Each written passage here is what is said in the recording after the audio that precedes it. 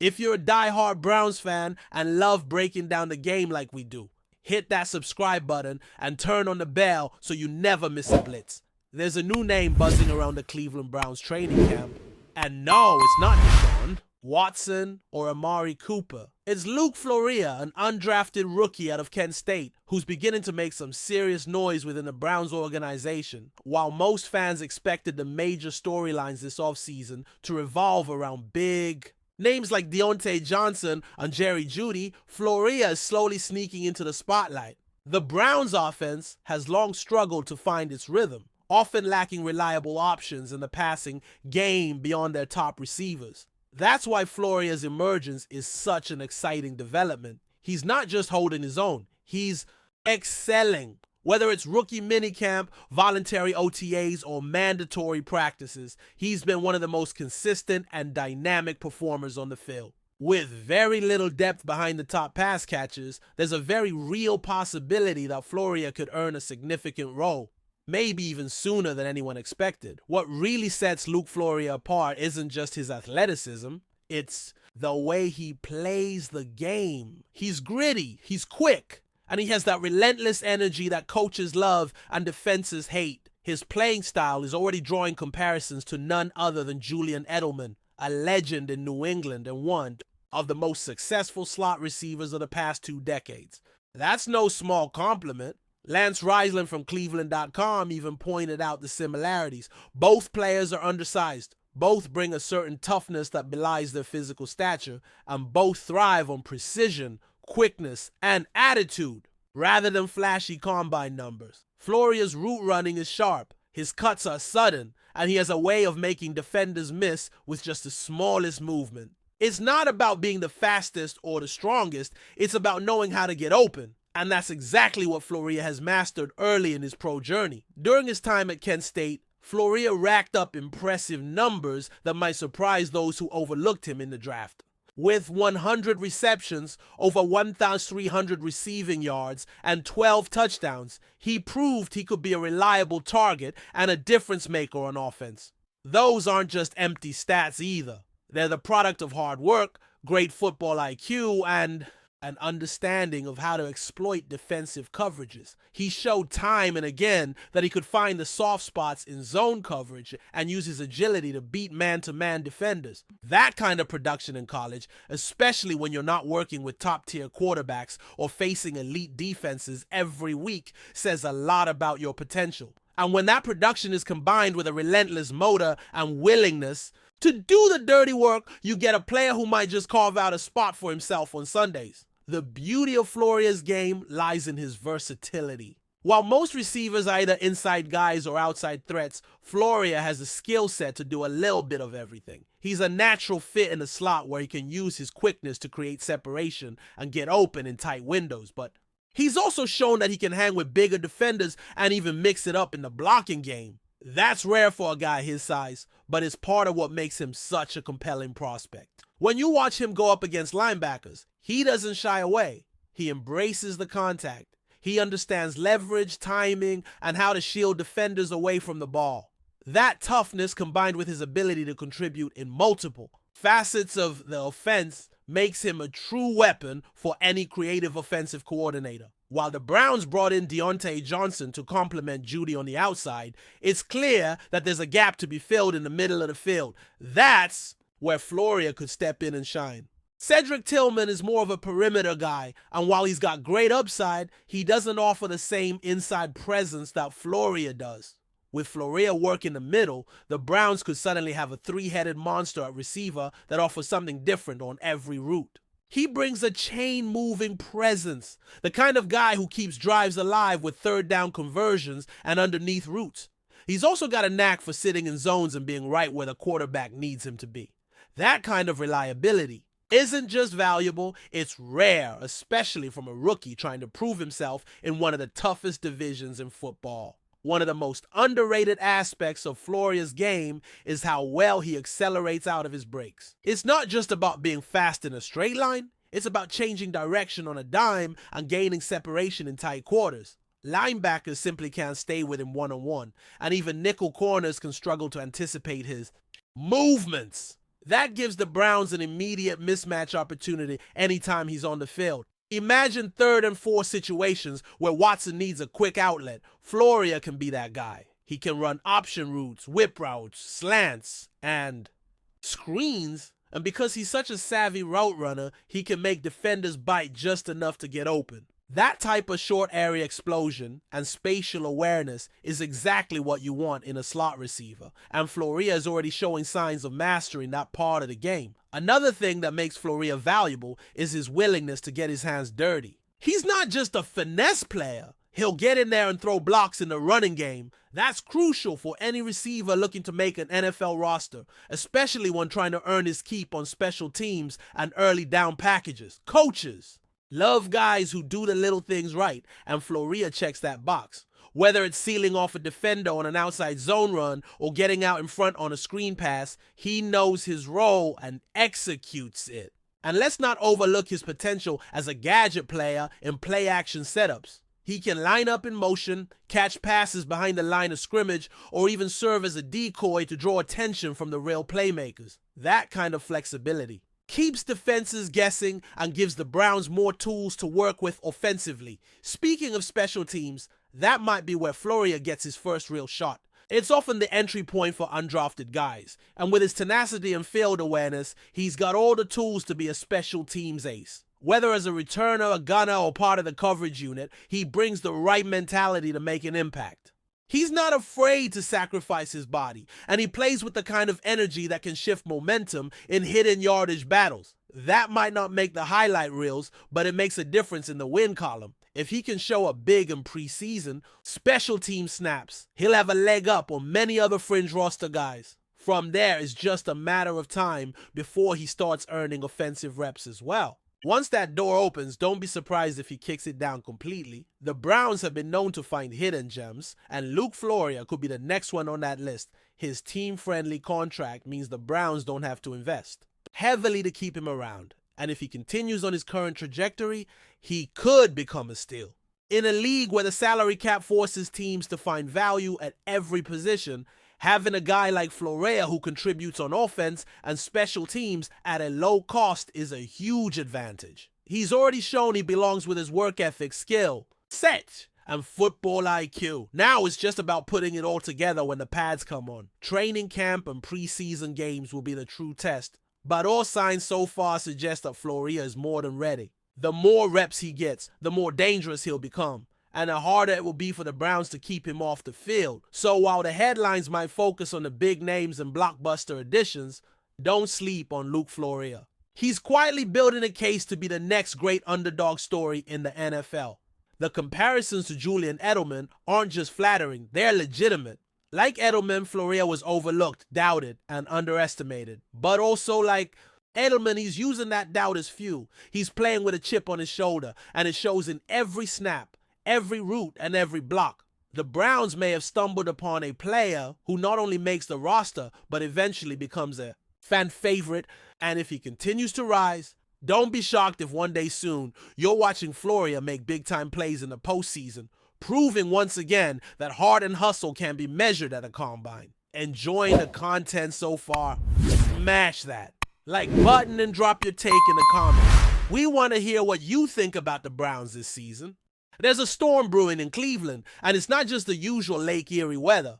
No, we're talking about something way bigger, something that could completely shake the foundation of the Browns locker room.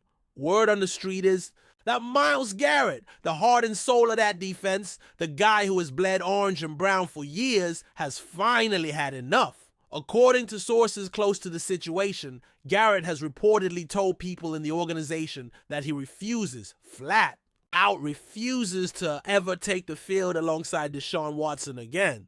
That's right, folks. One of the NFL's most dominant defensive forces is apparently drawing a hard line, and it all points back to Watson. Now, while nothing has been confirmed by the team officially, the buzz inside league circles is growing louder. This isn't just some locker room drama. This could be the beginning of a full-blown identity crisis for the Browns. Let's rewind for a second and think about the implications of this. Myles Garrett isn't just another guy on the roster. He's a franchise cornerstone, the kind of player you build everything else around. He's been a leader on and off the field, a vocal presence in the locker room, and arguably the most consistent performer the Browns have had in the past decade. So for him to take such a drastic stance, it's not just a disagreement, it feels personal. And when you bring Deshaun Watson into the equation, well, things get even messier. Watson's arrival in Cleveland was controversial from the start. The trade, the contract, the off-field baggage, it all rubbed people the wrong way, including, it seems, some of his own teammates, but nobody expected a fracture this severe. If Garrett is truly done sharing a field with Watson, then how does the organization even begin to move forward? And here's where it gets even spicier. People close to the team are whispering that Garrett isn't alone in his feelings. Apparently, a growing number of Browns players have distanced themselves from Watson, both socially and professionally. Some are reportedly fed up with what they perceive as favoritism from the coaching staff. Others simply don't vibe with Watson's leadership style, or lack thereof. The word hated has even been tossed around in conversations, which, let's be honest, is a massive red flag. When one of your team's captains is suggesting that your quarterback is universally disliked in the locker room, that's not just a personality clash. That's a culture problem. It raises huge questions about chemistry, trust, and long-term viability. Can a team truly compete at a high level when the offense and defense are fractured like this? Can any head coach navigate waters this treacherous without completely losing the locker room?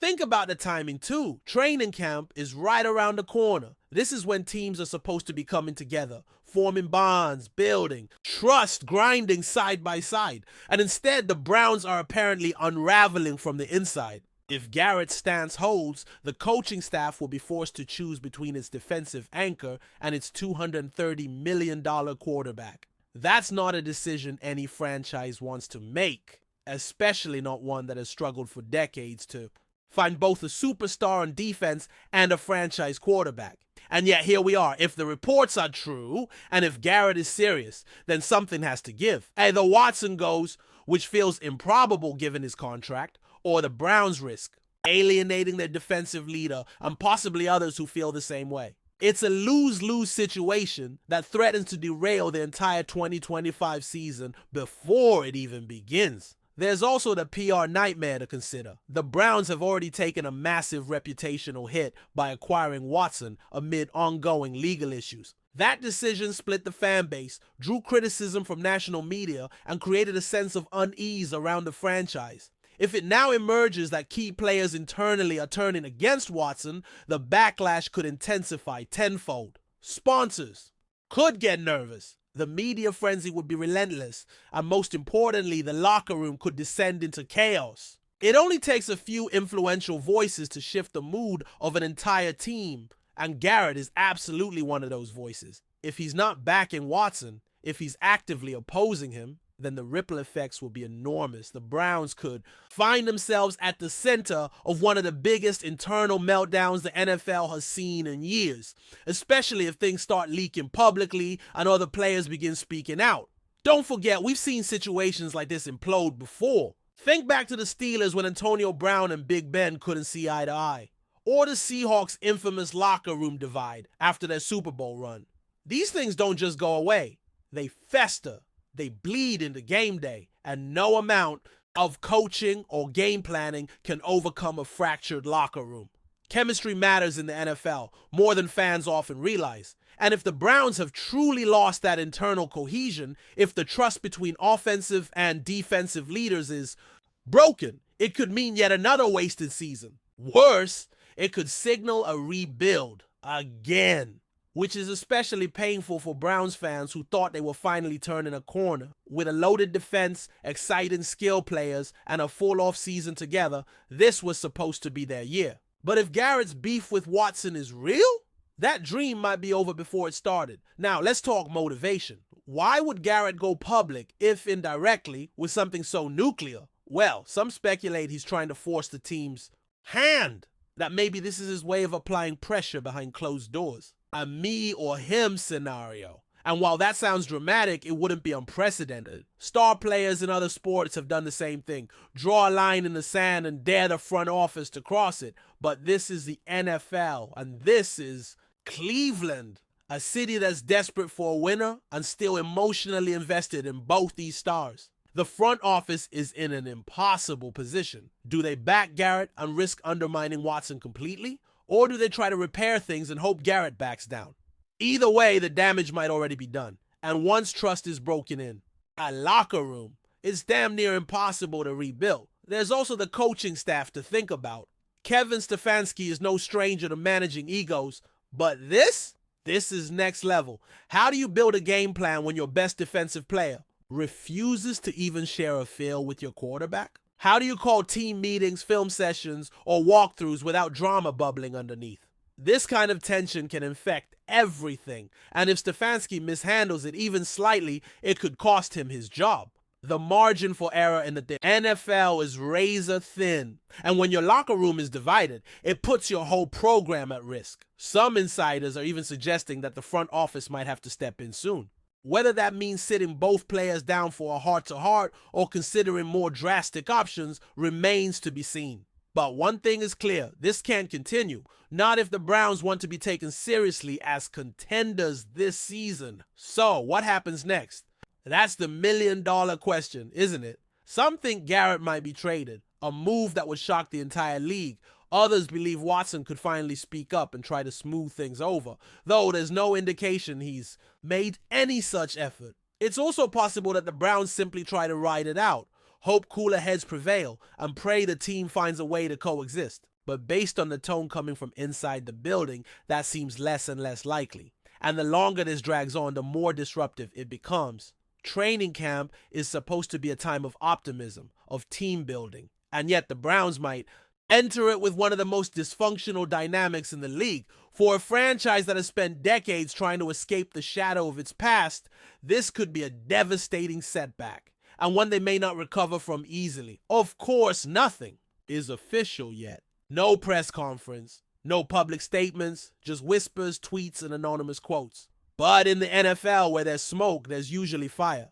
And right now, the smoke around the Browns is thick and rising fast. If Garrett really won't play with Watson, and if Watson truly is disliked in the locker room, then this isn't just a rift. It's a fracture that could break the team apart. Fans deserve answers. Teammates need leadership. And the front office has a decision to make. Take action now, or let the situation explode mid-season. Either way, this is one of the biggest storylines in the league heading into 2025. Keep your eyes on Cleveland, folks. Something big is coming. And whether it ends in redemption or disaster, well, that all depends on how the Browns handle the next few weeks. Buckle up, this one's just getting started. Thanks for riding with us on another Browns Blitz. If you liked the video, share it with a fellow fan, hit subscribe, and ring that bell so you're always part of the Dawg Pound conversation. Go Browns!